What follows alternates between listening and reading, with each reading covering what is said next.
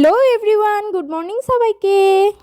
তো আমাদের দুজনেরই ছিল এ শিফটে কাজ। তারপর কাজ থেকে ফিরেই আমাদের এত চা খেতে ইচ্ছে হচ্ছিলো, আর বিকাল বানেই তো একটু চা খেতেই হবে।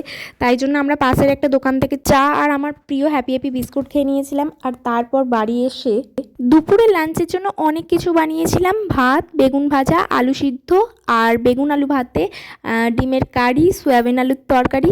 আজকে খুব ভালো করে খেতে ইচ্ছে হচ্ছিলো, তাই জন্য আমাদের দুপুরে লাঞ্চ টাইম ছিল বিকাল 5টার সময়। আমরা ভাত খেতে না খেতেই সন্ধ্যা হয়ে গিয়েছিল। আর সন্ধ্যেবেলায় যে আমরা একটু বেরোবো না সেটা কি করে হয়, সন্ধ্যা হতে না হতেই আমরা বেরিয়ে পড়েছিলাম ঘুরতে। আর এখানে প্রচুর ঠান্ডা পড়ে গেছে, তাই সোয়েটারও পরেছিলাম। আর তোমরা দেখো এখানে কিসের একটা অনুষ্ঠান হচ্ছিলো জানি না। এখানকার কানাডা ভাষায় গানও হচ্ছিল, যে হয়তো বুঝতে পারিনি গানগুলো, কিন্তু বেশ ভালোই লাগছিল। আর সবাই বেশ মজাই নিচ্ছিল গানগুলোয়। ঠিক আমাদের গ্রামে যেমন অনুষ্ঠান হতো, কোনো নাচ হতো গানের সাথে, বা কোনো একটা আর্টিস্ট গান করতো, তো বেশ ভালোই লাগে। এখানেও ঠিক সেম, বাট ভাষাটা বুঝতে পারিনি, কিন্তু খুবই ভালো লাগছিল। তো কিছুক্ষণ এখানে দাঁড়ানোর পর তারপর আমরা চলে গেছিলাম ফুচকা খেতে।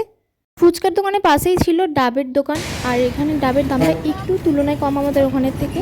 তো আমরা দুজনেই ডাব খেয়ে নিয়েছিলাম, যেহেতু রাত জাগা হচ্ছে, ভোর মানে ঘুমটা ঠিকঠাক হচ্ছে না, তো সেই কারণেই ডাবও নিয়ে নিয়েছিলাম দুটো বাড়িতে যেয়ে খাওয়ার জন্য। এখানে খাইনি। আর এখানে দেখো সেলও ফাটাচ্ছিল, আর খুব কাছাকাছি ফাটছিল, ওখানেই ফাটাচ্ছিল, বাট খুব সামনে, অনেকটা উঁচুতে ওঠেনি। বাট খুব ভালোই লাগছিলো, তোমাদের সাথেও শেয়ার করে দিলাম। তো এইভাবে আমরা দিনটা কাটালাম। দেখা হচ্ছে নেক্সট ভিডিওতে, বাই।